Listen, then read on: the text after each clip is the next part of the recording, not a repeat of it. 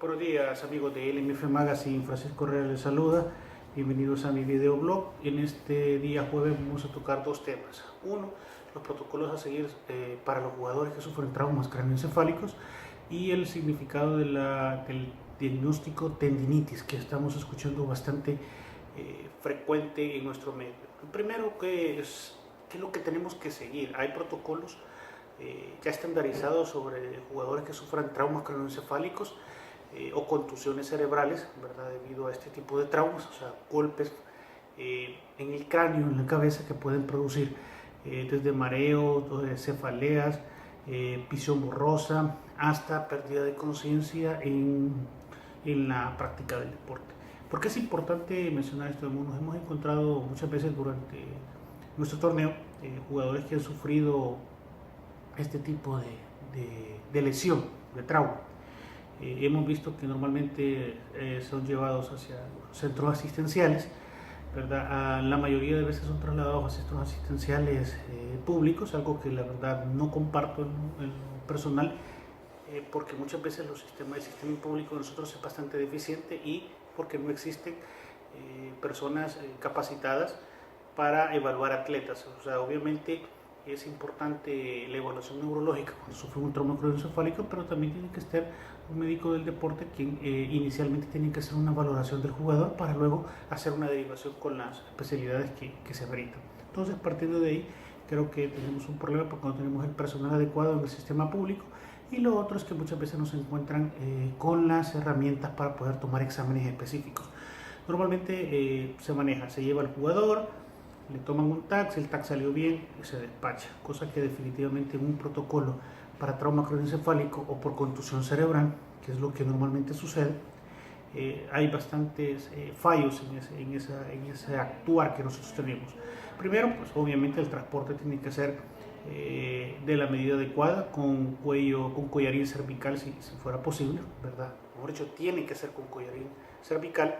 Tiene que hacérsele una tomografía, un TAC cerebral, inmediatamente que el jugador llegue a la emergencia de un hospital, que debería de ser de carácter privado, para obtener las cosas más rápido, más eficientes. Durante todo ese tiempo el jugador no podía dársele de beber ningún líquido, se tendría que colocar suero endovenosos para poder que el jugador se mantenga hidratado ante cualquier situación o ante cualquier manifestación o síntoma de características neurológicas causadas por el impacto.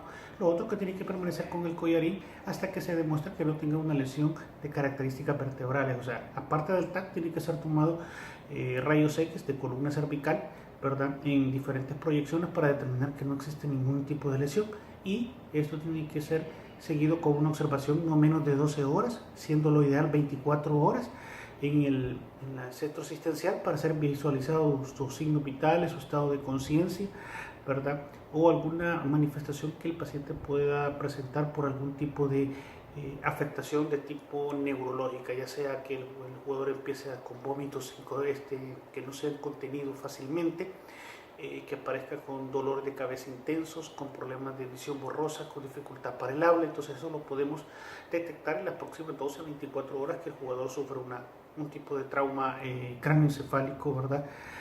Ya sea que aparentemente sea leve, pero que tiene que ser visualizado. Entonces, el primer punto que hay que hacer definitivamente para el tratamiento de este tipo de lesiones es manejo con collarín, ingreso hospitalario obligatorio no menos de 24 horas, TAC, rayos X y catéter, ¿verdad?, colocación de catéter para tener una vía de acceso para la utilización de medicamentos. Y del otro tema que vamos a hablar es el término de tendinitis. Escuchamos bastante frecuentemente hablar de tendinitis, casi la mayoría de los colegas que participan en la Liga Mayor con equipos hablan del término tendinitis. Lo que me llama mucho la atención es que a veces hablamos de tendinitis cuando no es un tendón el que está afectado. Hemos escuchado tendinitis del músculo, tendinitis del bíceps femoral. Sabemos que el bíceps tiene un tendón, que hay una estructura, el tendón largo, la porción larga del bíceps, hay una estructura que está formada inicialmente como una estructura de tendón y luego con fibras musculares. Entonces, pero a veces no especifican, ¿verdad? Entonces, el término tendinitis se ha estado utilizando bastante. Analizando muchas veces esos diagnósticos, muchas veces de una manera equivocada, ¿verdad? Simplemente no tenemos el diagnóstico y prácticamente vamos a tendinitis de ligamento colateral, tendinitis del ligamento colateral interno, tendinitis del bíceps femoral, tendinitis del cuádriceps. Se ha escuchado muchas veces ese término. Entonces estamos utilizando un término que es directamente relacionado con tendón, que es una estructura totalmente diferente a un músculo, ¿verdad? Pero le estamos dando el diagnóstico de tendinitis a una lesión muscular, cosa que definitivamente tiene que ser bien valorada, ¿verdad? No se puede estar utilizando o haciendo ese error en el diagnóstico. La otra situación es que el término tendinitis está empezándose a eliminar, debido a que el término adecuado es una tendinopatía, ¿verdad? Una tendinopatía que sufre el tendón, no una tendinitis. La diferencia entre una tendinitis y una tendinopatía viene en que el término es que si es un proceso inflamatorio, es algo que tiene que ver con reacciones inflamatorias, con un acúmulo de sangre en esa área por una reacción inflamatoria, y sabemos que los tendones carecen o son bien pocos vascularizados, entonces es bien complejo pensar que una estructura que no tiene mucho riego sanguíneo se va a inflamar. Entonces cuando hablamos de una tendinopatía, hablamos de un proceso inflamatorio en la vaina, en lo que recubre el tendón. Entonces es una cosa un poquito diferente, y por eso es que actualmente se está empezando a utilizar el término tendinopatía más que el de tendinitis, porque sabemos que esta estructura, pues al tener poca vascularización, pues pocas veces o prácticamente muy pocas veces va a sufrir un proceso inflamatorio. Entonces es importante, ¿verdad?, mencionar esta diferencia, y que tenemos que empezar a eliminar ese término, porque hemos escuchado muchas veces tendinitis de ligamentos, tendinitis en las rodillas, tendinitis en los tobillos, y es bastante triste cuando realmente lo que existe probablemente son tendinopatías, probablemente tal vez elongaciones, distensiones de ligamentos, pero no tendinitis. Cuando no tenemos el diagnóstico nos evocamos a ese diagnóstico, y eso pues obviamente también es un problema a la hora de valorar cuál va a ser el tratamiento adecuado a seguir. Esta era la idea de mi videoblog. 1.